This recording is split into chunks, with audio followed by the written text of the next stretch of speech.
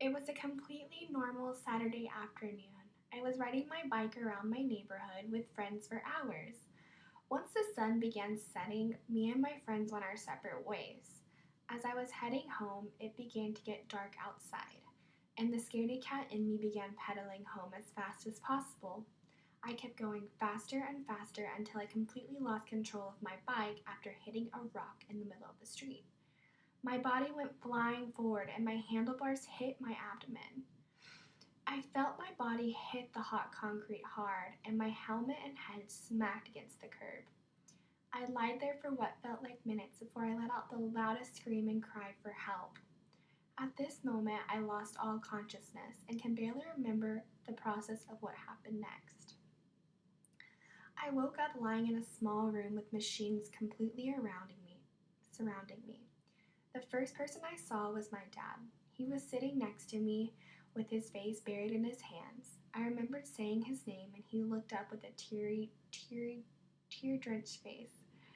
Later, I learned that the handlebars that had hit me injured my kidneys and spleen. They worried that I would need surgery for immediate removal of my spleen and one of my kidneys. My parents asked for them to wait and let them think about this life-changing decision. Later, I received a blessing and I heard the prayers that filled the room. I knew even through the pain I was going through, I had been watched over during my accident and I was going to be okay. I needed to rely on the Lord. I felt motivated by Him to recover, and I did everything I could to prevent the possible surgery. After 2 weeks in the ICU, I was rolled into the children's part of the hospital, feeling relieved that I no longer needed the surgery. A miracle truly happened. Before I knew it, I was released from the hospital and my life was basically back to normal, with lots of restrictions on movement.